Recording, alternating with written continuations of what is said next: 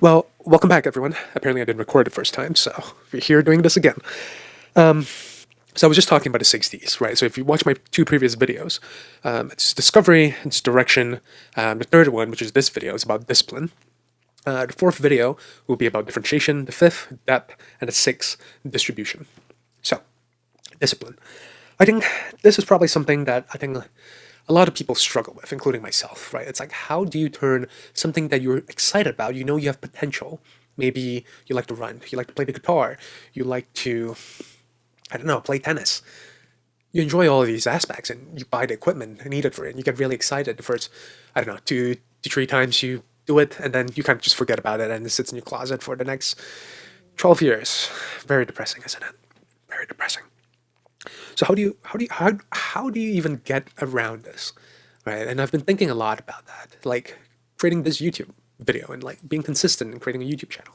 That's really difficult, you know. Like you get excited first two to three times, if there's a few times you do it, and I think there's one thing I realize about all the hobbies I acquired, all the things I managed to keep as a habit. So, for example, I run, I bike, I guess create YouTube videos now. There is a certain level of activation energy that's needed, and to kind of overcome the hum that is laziness.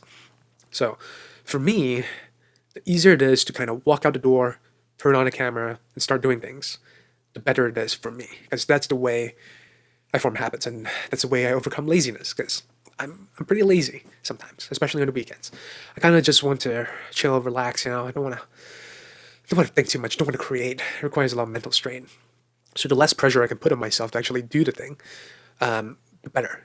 Especially so if I have someone to be doing it with me. So when I first started running, I was running with my roommate at the time, and we would go for short runs. We were about the same, I guess, stage in our running journey where we would, start out running a mile and running out of breath, and we would just run out of breath together. And it was kind of a companionship almost, right? And it's a way to kind of get yourself outdoor, that you know that you're responsible for someone's happiness, or you're responsible for someone's well-being.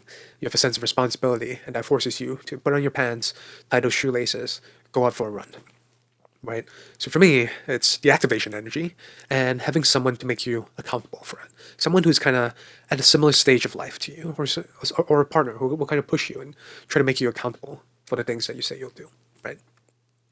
But for me, I think the easiest part of it is if the activation energy is low enough, I can just do it, right? Like, for example, the YouTube video. I'm not planning to really do any fancy edits on this. It's going to be incredibly raw. It's going to be somewhat shitty. And I don't know. I think that's the way things are going to be from here on out until I muster a bit more discipline to do some editing or get someone to do an edit for me. But I think forming habits, good habits, is probably the biggest thing that will make or break your life in your 20s. If you form good, healthy habits around food, around health, around friendships, around social activities, you will naturally have a good life, because your life is structured for you, for your body, for your mind and soul to be fully satisfied at any given point of time. And if you can create that structure in your life, structure isn't sexy, but if you have somewhat of a structure in your life that is positive, that is reinforcing, it's kind of like a positive loop, if you will, right? It kind of accumulates and compounds and gets better over time. You meet greater people, and it all kind of comes as a byproduct of your lifestyle, and isn't something that, isn't super uncomfortable. It might be uncomfortable when you're starting out, but as you kind of go through that flow state, that cycle, things become so much easier.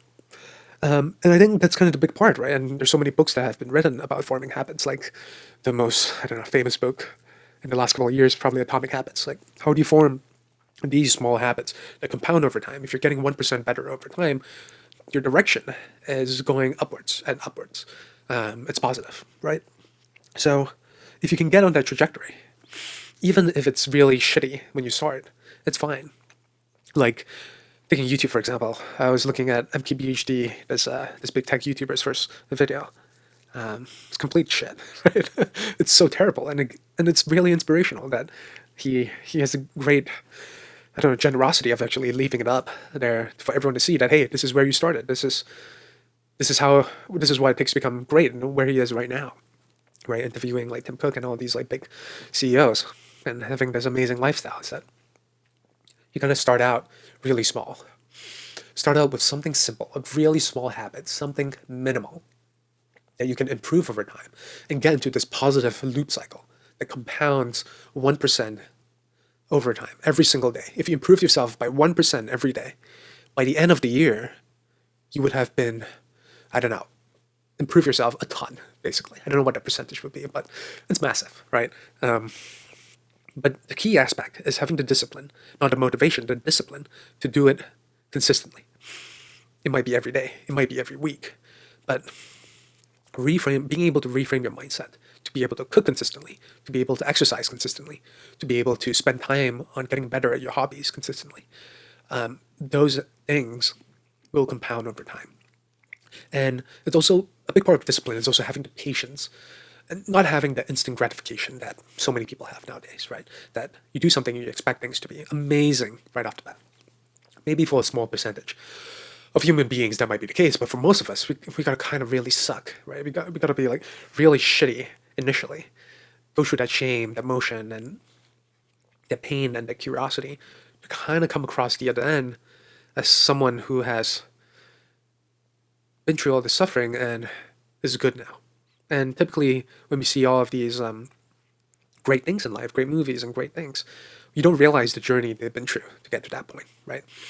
When you see a finished book, you don't realize the number of steps, number of words, how many revisions, how many edits, how many days they spend, how many nights and weekends they spend writing that book. I'm writing a book right now about my 20s, and it's a journey, right? There's a lot of things that you got to write about, things you got to edit. You kind of have to create that flow as well, that flow state. It's a lot of work, and it's not something that is visible, that gives you that dopamine hit right off the bat. It takes time. These things takes time. Good things takes time. Great companies takes time. So, what's the takeaway? Takeaway is that if you want to be doing something great, something good in your life, you got to build out a habit. So, stop for a moment right now. Stop this video and ask yourself.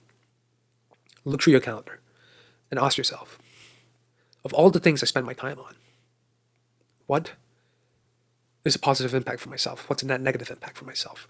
And what is maybe like a neutral impact on myself, right? You kind of want to have this framework in your mind of how you're spending your time, because time is really the only resource we have that, people in their 80s don't. Warren Buffett might have $5 trillion, but what he does not have is time. He does not have youth. And that's what you and I have. And that's the only thing that we have, right? So think about how you spend your time, because how you spend your time, how you spend your nights and weekends will determine the person you are in 5 to 10 years from now. That person who's watching Netflix every night, 5 to 10 years from now, you will still be watching Netflix every night. And if you're happy with that, that's completely fine. But if that's not the person you want to become, you got to really think carefully about the person you want to become. Think about how you want to spend your time. Project yourself 10 years from now. What would the ideal lifestyle look for you? What would the ideal week in your life look for you? What would the ideal day in your life look for you?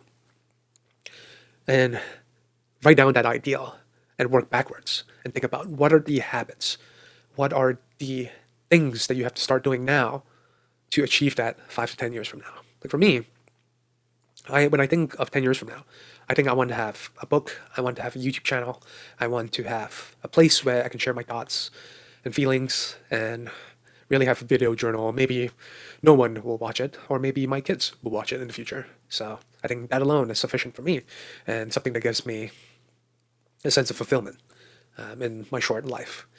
And maybe there is something similar for you or something completely different. And you need to find that something and start doing it right now so that you can enjoy the benefits 5 to 10 years from now. And I guarantee you, it's really hard, really, really hard to start that right now. And you might really be bad at it. But 5 to 10 years from now, you look back and you'll be so glad you watched this video and you started that habit, maintaining that discipline in your life.